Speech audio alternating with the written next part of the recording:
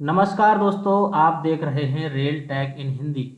दोस्तों, railway board ने आज की डेट यानी कि 5 फरवरी 2024 को एक सर्कुलर जारी किया है और ये जारी किया दोस्तों the PCPOS all zonal railways और जो प्राइवेट यूनिट्स हैं उनके लिए भी as per standard mailing list. इसका जो सब्जेक्ट है दोस्तों आपका correction of BOS data on HRMS portal by 18/2/2024 and launch of MPP module. यानी कि HRMS पोर्टल पर 18 फरवरी 2024 तक BOS डेटा का सुधार और MPP मॉड्यूल लॉन्च करने के संबंध में। तो MPP मॉड्यूल अब लॉन्च किया जा रहा है HRMS में।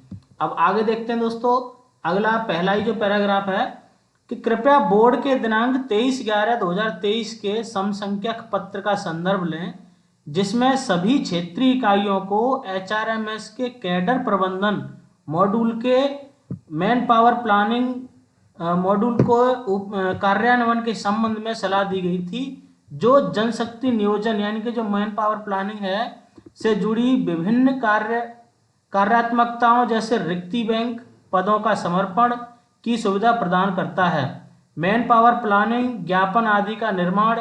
यह भी सलाह दी गई थी कि जो MPP मॉड्यूल से जुड़ी सभी गतिविधियां केवल HRMS के माध्यम से ही संसाधित की जाएंगी। यानी कि 23/11/2023 को ये लॉन्च कर दिया गया था, लेकिन वहां पे डाटा पूरा न होने की वजह से उसको थोड़ा रोक दिया गया था। इसके बाद जो अगला दोस्तों जो इनका पैराग्राफ है, इसमें उन्होंने बताया है कि इस संबंध में यह सराहना की जा सकती है कि जो कैडर प्रबंधन मॉड्यूल है ये दिसंबर 2022 में लॉन्च किया गया था। यानी कि दिसंबर 2022 में ही लॉन्च कर दिया था, लेकिन डेटा प्रविष्टि को मूल रूप से मार्च 2023 तक पूरा करने की परिकल्पना की गई थी। ऐसा माना गया था कि मार्च 2023 तक इसका डेटा पूरा हो जाएगा, लेकिन ऐसा नहीं हो सका। इसमें शामिल जटिलताओं को देखते हुए एक लचीला दृष्टिकोण अपनाया गया और सभी फील्ड इकाइयों को प्रक्रिया पूरी करने के लिए पर्याप्त समय दिया गया। तो दोस्तों ये दिसंबर 2023 में लॉन्च कर दिया गया था, लेकिन डेटा उस समय इनकम्प्लीट था, इसलिए इसको उस समय लागू नहीं किया जा सका।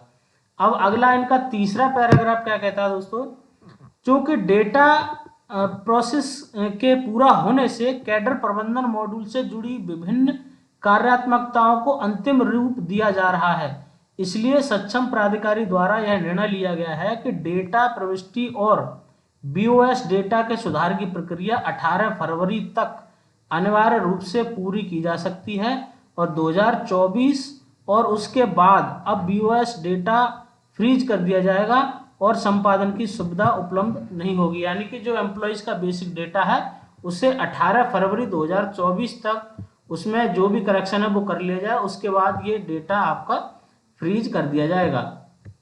इसके बाद अगला इनका है दोस्तों पैराग्राफ नंबर 4। इसमें है कि यह भी ध्यान दिया जाना चाहिए कि 19 फरवरी 2024 से जो MPP मॉड्यूल से जुड़ी सभी कार्यात्मकताएं केवल HRMS के MPP मॉड्यूल के माध्यम से ही की जाएंगी और इसके साथ जुड़ी किसी भी मैनुअल प्रक्रिया को कृपया रोका जा सकता है। तो 18 फरवरी 2024 से प्रभावी यदि BOS डेटा में किसी बदलाव की आवश्यकता है तो वह केवल HRMS के MPP मॉड्यूल में surrender, creation, redevelopment, redistribution, transfer और पोस्ट क्रियू रिव्यू ETC आदि के माध्यम से किया जाएगा। तो ये दोस्तों नया सर्कुलर रेलवे बोर्ड ने जारी किया है। अब जो मेन पावर प्लानिंग के जितने भी कार्य हैं वो सारे के सारे आपके HRMS के थ्रू ही होंगे। वीडियो में दी गई जानकारी दोस्तों आपको कैसी लगी कमेंट करके जरूर बताएं और इसी प्रकार के वीडियो देखने के लिए हमारे चैनल को सब्सक्राइब जरूर करें। थैंक यू दोस्तों।